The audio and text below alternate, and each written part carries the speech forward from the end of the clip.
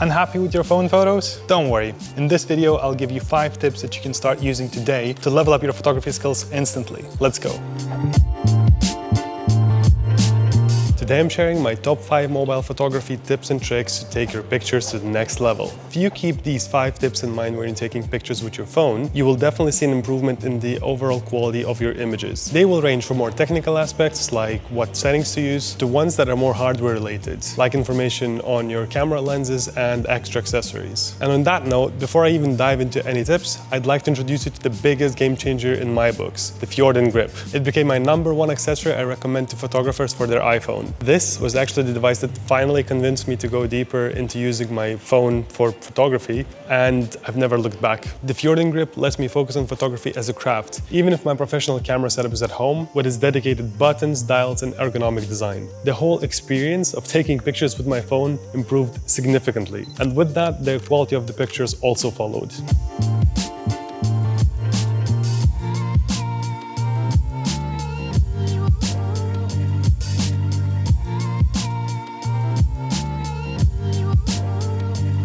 I'm Thomas. I've been a professional photographer and videographer for over 7 years now, and I'm currently traveling around East Asia. Right now, I'm in Japan and I'm walking around the local streets of Kyoto. I'm trying to experience everything these places have to offer, but let's be honest, a lot of it is just different kinds of delicious food. But I'm also following my passion, so I'm capturing many photos and videos. Trust me, I've taken thousands of images already. And some of these videos, like this one, are made specifically for you. There are more videos coming very soon, so if you'd like to learn more about mobile photography and follow my travels, subscribe to Fjorden's YouTube channel. So now, let's cover the tips and tricks that you should always keep in mind when you're out and about taking pictures.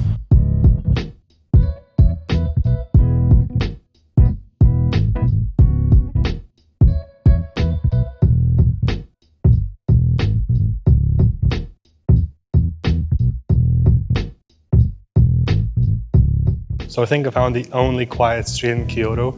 The rumors are true. All of the streets are filled with tourists and they're all super busy. But with that out of the way, let's start with something simple but very important. Optical versus digital zoom. Throughout the whole day today, I was taking pictures in Kyoto, and many times I realized that there's a much better picture if I just zoomed in. A lot of it has to do with the number of tourists around me, but also zooming in means a different composition and framing and just different feel for the photo. And a lot of times that would work out to be a lot better than the regular lens. But whatever it is you're capturing, you need to know the difference between the digital and optical zoom. To put it simply, digital zoom just scales the image in and crops it, enlarging it in the process. Your phone might try and add some information using its processing power and computational algorithms. However, it will still result in loss of quality and make the picture look pixelated. And that is not what we want. Optical zoom gives you much better detail and quality, as it uses carefully arranged glass elements to reproduce the scene in front of the sensor. Apple had to find a way to work around the limited physical space inside of the device while still providing some sort of optical zoom function.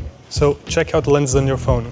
Each one has different fields of view and different focal lengths. Whether you're going for a wide shot or a close-up, switch to the right lens to keep your image quality intact. Anything in between, like let's say 1.6x zoom, will use the wider lens. What is that noise?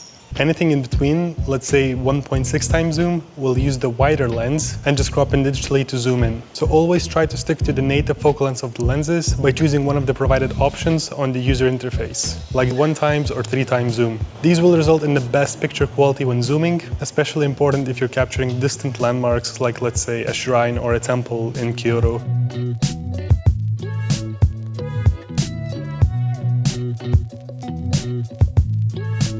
While exploring the surroundings in Kyoto, I managed to find this very serene and peaceful spot right next to the river. I'm just gonna rest up here and also give you another tip. It's an especially important tip on Sundays like this. Shoot in RAW.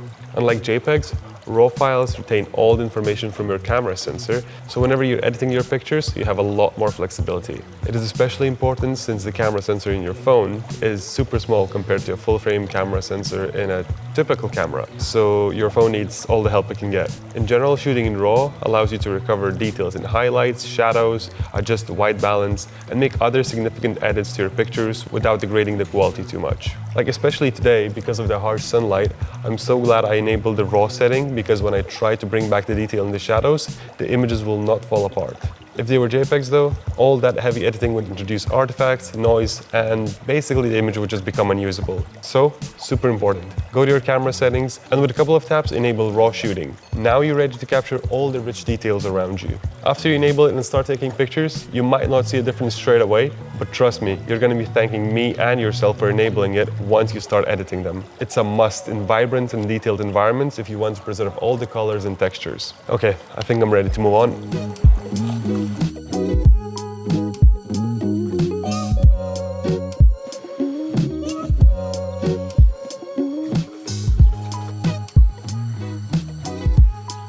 I'm in the beautiful Shirakawa-go region. It's not only beautiful because of the nature, because it has like the mountains in the background, it has all these beautiful fields, but also it's super popular because of the houses that look like praying hands and have these roofs that are specific to this region. I have about an hour or so to kill before my next bus, so I might as well record you a mobile photography tip.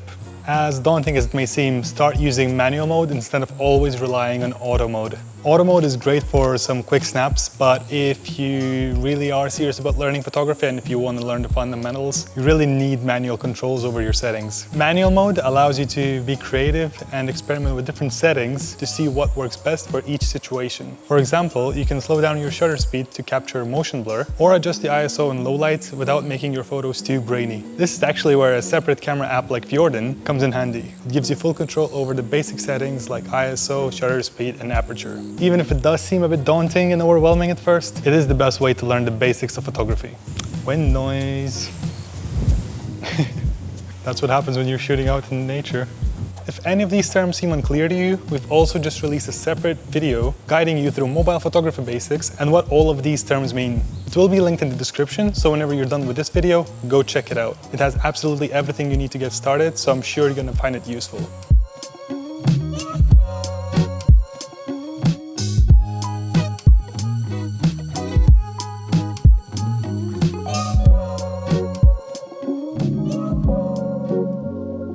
Now let's actually talk how to make the most of your iPhone's hardware. I was taught this great exercise when I was starting out, and I think it's time for me to pass it on finally. Pick just one lens, whether it's a regular or a 3x zoom, and stick to it for a while, whether it's just a one shooting session, a week, 1 day, 1 month, basically whatever you're comfortable with. And the rules are, you're not allowed to zoom in or zoom out or switch to any of the other lenses. Basically, treat it as a fixed lens camera. It sounds simple, but it actually forces you to zoom in and out with your feet.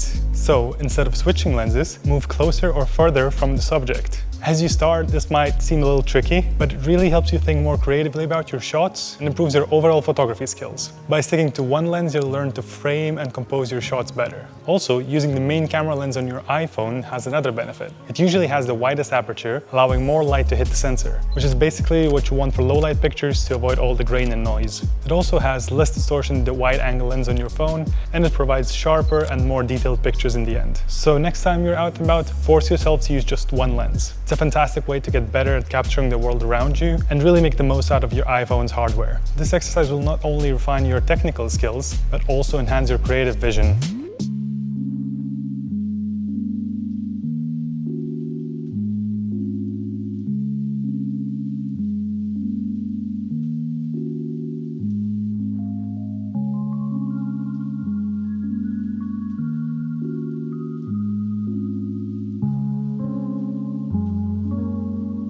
So I'm in a very public space. I don't know how well you can hear me, but I was walking around in Osaka and I found this public space with a lot of chairs, a lot of tables. I think it's just for people to just hang around, have food, and basically just decided to record my next segment here. So I was in a temple and I asked somebody to take a picture of me at the temple, which I don't normally do. Sorry, could you maybe take a picture of me just from this kind of angle? Yeah. Thanks. And when I received my phone back with the picture, I realized what my next tip is going to be. So it all has to do with framing and composition. Don't get me wrong, I'm super grateful and happy that they took their time and they snapped photos of me. But in the end, the picture isn't that great. As you can see, my legs are cut off. It is not level with the horizon. There are a few issues with it, and I don't know if it's really usable. I can try to fix it in post, but there's a very easy way to avoid this even before taking pictures. You go to your camera settings and turn on the grid lines and the level features. With the grid lines turned on, you can basically use rule of thirds to align your subject along the intersections of the lines to basically get a more balanced and appealing shot. And with this technique, you draw the viewer's eye to the most important part of the picture, making your photo more engaging. And the level feature is quite self-explanatory. It will keep your horizon straight, whether it's a vertical photo or a horizontal photo, doesn't matter. By only using these two simple tools, you can ensure your photos are well balanced and framed perfectly. Or at least they will be helpful in achieving that result. Okay, my social anxiety is going through the roof. I think I'm done recording in this location.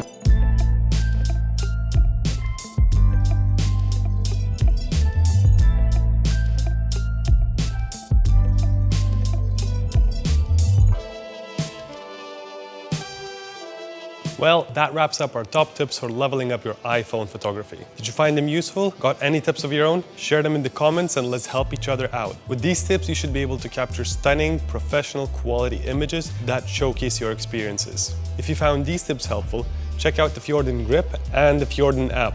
It's a game changer, trust me. Everything will be linked in the description. For more mobile photography tutorials and tips, don't forget to like, subscribe, and hit the notification bell. And now, check out our guide here to master every fundamental of mobile photography. As a bonus, it also features some cool scenes from Taiwan, my previous destination, so go check it out. See you next time.